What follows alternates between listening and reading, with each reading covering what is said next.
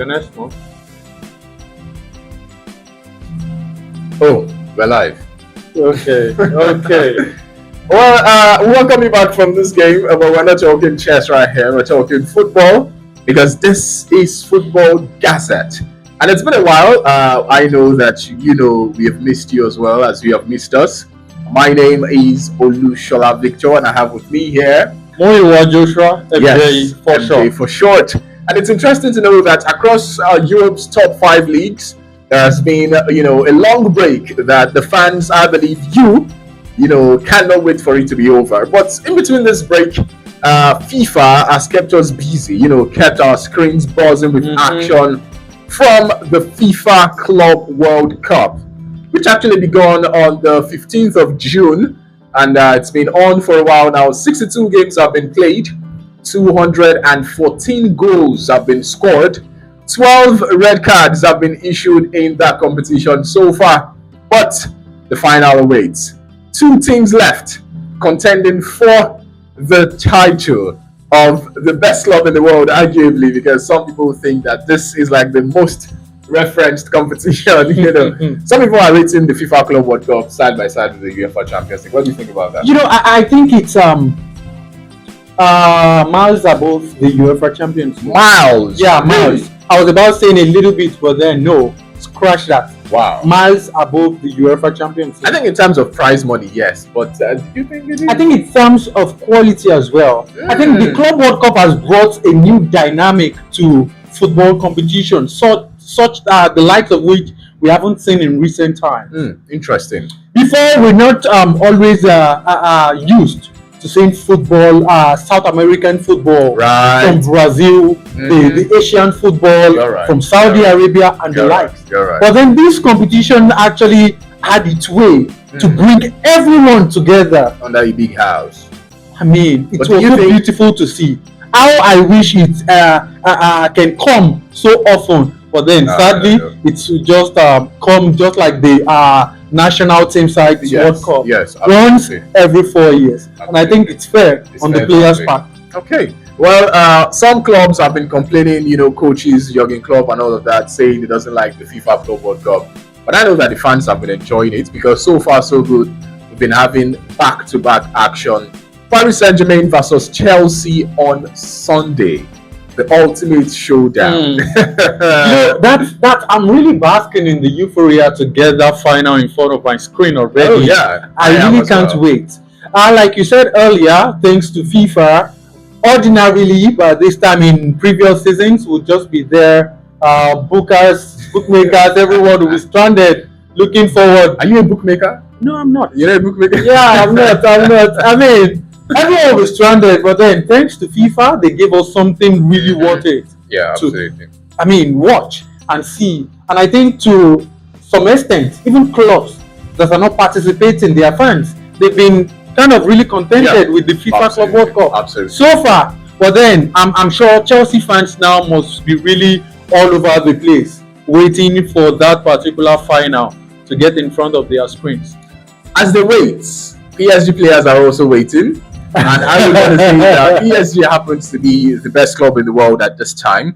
Argue with your keypads. Do you agree with me? I would agree if you say Paris Saint-Germain plays the best football in the world presently. No, this is English. I think MJ, this is just grammar. It's grammar, in the but world it's just normal. We dive into the semantic aspect of it too. The full understanding, it's fine. You said, okay, the best club in the world at this time. But then the tag, they don't have that tag yet. Why? Is it because it is Paris Saint-Germain? No, not until they win the Club World Cup. Why? Why is the Club World Cup a determinant for them to determine the best club in the world? That's what the tag. At the time when Manchester City was being called the best club in the world, they didn't win the Club World Cup. Wait, sorry, I didn't get that. So there was no time when Man City was called the best team in the world under Pep. As at when? Oh, so there wasn't. Is that what you're saying? It was only when they won the Champions League, which they won treble. Did they win the Club World Cup? Yeah, they won the Club World Cup at that time. That's the first Club World Cup. It is safe to say that MJ thinks that the Club World Cup is a determinant to term a team the best team. Yeah, I mean, when it comes to the tag, the underlying meaning of the competition. So are you saying if Chelsea wins this competition now, they can't be called the best club in the world? Of course, literally. Yeah, they won the team that plays the best football in the world. Oh, so you are agreeing that Paris Saint-Germain... Paris Saint-Germain plays the best football in the world. You're not agreeing that they are the best team in the world. They are not the best team in the world presently. No problem. Well, they've played 6 games before the final. The best team indeed, but not in name. Yeah, not in name. Before the final, these two teams have played 6 games. Paris Saint-Germain, 16 goals scored across 6 games. That's an incredible statistic. And they've considered only 1 goal. And in that game, when they considered 1 goal, they lost that game by 1-0 against Botafogo. Whereas Chelsea, 6 games, scored 15 goals. Okay, no, 14 goals and considered 5 goals. Yes. What do you think is going to happen at this final? Because the build up to the final for Chelsea and for Paris Saint-Germain seem to be quite different. Yeah. You know, Paris Saint-Germain seem to have had to, rock climb, while Chelsea was just put on a slope, almost as if they were pushed to the final. What do you think about that? Victor, I somewhat share your sentiment as well. Of course, Chelsea had... I mean, it's fact. Yeah, I mean... Chelsea had I somewhat share your... Not sentiment. Your stance, okay. No, not stance. Do you agree with the facts that I have just stated? I said... I share your stance, your sentiment, your opinion. My stance. Okay. Paris Saint-Germain played against Real Madrid. They played against Real Madrid. They played against Bayern Munich. Inter Milan. Against Inter Milan. Come on, and they defeated these teams by a goal margin. But then Chelsea on the other hand, Brazilians too are not pushovers. Like you said, the only club to defeat Paris Saint-Germain in this Club World Cup remains Botafogo, and they're Brazilians. By just 1 goal. It doesn't matter. But did you see the statistics of that game? It doesn't matter. The end result matters most. Oh. Yes. So back to your question now. Well, like you said earlier, it's really a huge final to see. I'm really looking forward to that. And trust me, this particular one promises all the fireworks. Yes, absolutely. A proper final can bring. Not the like we saw in the UEFA Champions League. And that's why this competition is called the FIFA Club World Cup. For a reason. Well, I think MJ is talking this way because Chelsea is actually participating. No. I'm not talking this way because Chelsea... Wait, are you trying to say I'm a Chelsea fan? I didn't say that. I mean, I only said you are talking that way because Chelsea is in the competition. Why? So what's the... What affiliation do I have with Chelsea? That's my Your sentiment. Well, I disagree with that. Okay. You know what? I'm actually saying this from a perspective of someone who watches football, a football enthusiast, someone who gets in front of the screen week in, week out. All right, so tell me now, what are you predicting in front of your screen on Sunday? What's your prediction for the game? I think it's a difficult one to call. Fine, on paper, Paris Saint-Germain, trust me, this team, give them the cohesion. They've been together for like 2 years now. Luis Enrique mentioned it. I didn't just arrive here. It's something I've been building for the past 2 years. Absolutely. Compared to Chelsea, who's just trying to put up our broken pieces together. Whoa, broken pieces. Yeah, that's what it is. And a big kudos to Enzo Maresca for the work he's been able to do in the short period of time. All right. And for the past towards the end of last season in the Premier League, I think we've seen a relatively different Chelsea from what we've seen previously. I can agree with you, yes. In the first half of the season and under Pochettino and under previous managers as well. I mean, one evidence was the there's this new mentality the players have actually brought upon themselves that even if we're going to go down, not without the fans. Go down fighting. Do you understand? So that's why I feel this final might actually not be as easy as it should be for the best side. So what's your prediction for the game? You know, I want to believe that Chelsea have got what it takes to actually go toe-to-toe with Paris Saint-Germain. Okay. Especially as it concerns individual player now matching themselves. But when it comes to teamwork, because I think Paris Saint-Germain are still miles. Give me your scoreline prediction for that game. You know, my scoreline prediction, it's a final, and like you said, maybe I should now come out open plainly. Since you said I'm kind of tilting towards Chelsea, well, maybe Chelsea might just edge that through to the shock of the entire world. 2-1 for Chelsea. Yes, for Chelsea. And we'll wait to see on Sunday, Chelsea against Paris Saint-Germain at the MetLife Stadium in the United States. For me, though, I do not think Chelsea can, perform any miracle on Sunday. So I see Paris Saint-Germain edging out Chelsea by 4 goals, at least 4 goals. And Chelsea just managing to score 2 goals in that game. So Paris Saint-Germain 4, Chelsea 2 at the end of the game on Sunday. You're being biased and sentimental with that tick. I'm being factual because a Paris Saint-Germain who scored 4 against Inter, against Real Madrid. A certain Real Madrid at their lowest. A certain Chelsea who as well is looking to get this title, but having to climb a very, very, very high mountain at this point. Yeah, I agree with you, but it's a final. You don't just think of a final like that. A walk in the park for whoever is the best team going into it. The UEFA Champions League final was a walk in the park for Paris Saint-Germain. Yeah, that's because they are miles better off than Inter Milan. And Inter Milan never even came to that game as being serious contenders. Do you think so? Yeah, no, I know so. We'll wait to see on Sunday. We're going to find out on Sunday who wins the title of the FIFA Club World Cup. Well, I know you want the only one. Interesting. Yeah. Okay, away from that, let's talk a little about transfers. The English Premier League is going to be upon us come next month, August.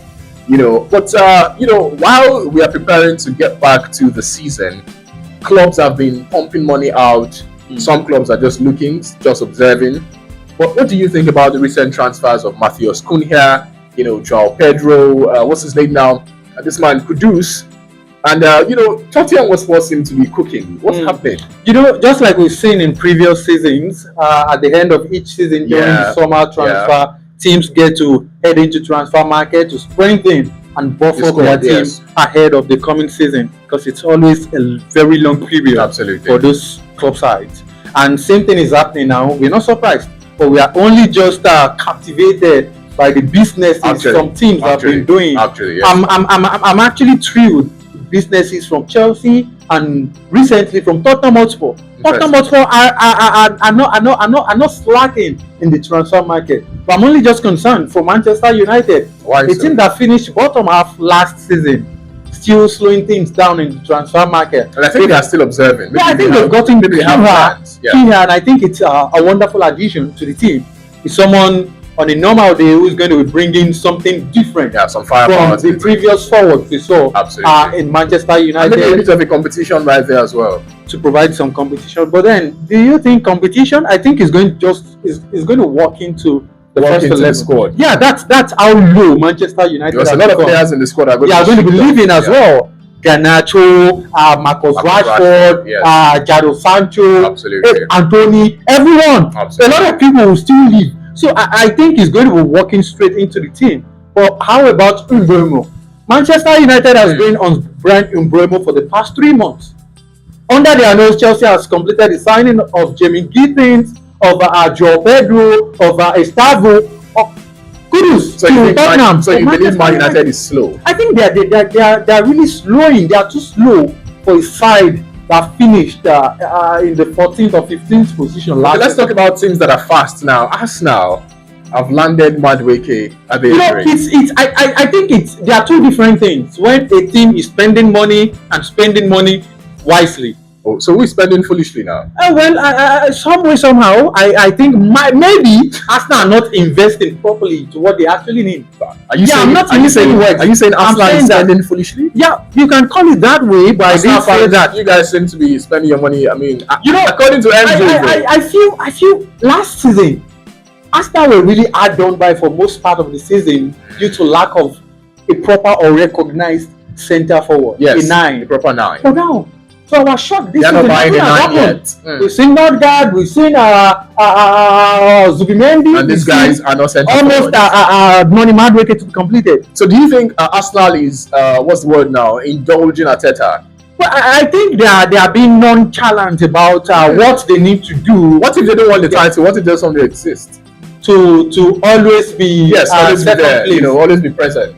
That's another thing, and I think it might just be their mindset. I think it's actually a good one for them. I mean, according to their standard, like you said, always playing second fiddle. I think Arsenal for a long time now, they've always been comfortable with playing second fiddle. Interesting. Well, this is where we got it a wrap on the Football Gazette podcast for today. NJ has been hitting the lines. You can call for me all you like after the show. Called Arsenal a foolish spender, by the way. And of course, it's back in Chelsea, against Paris Saint-Germain on Sunday. But I'm behind Paris Saint-Germain, 4 goals to 2, like I said. I will wait to see who wins that game at the MetLife Stadium in the United States.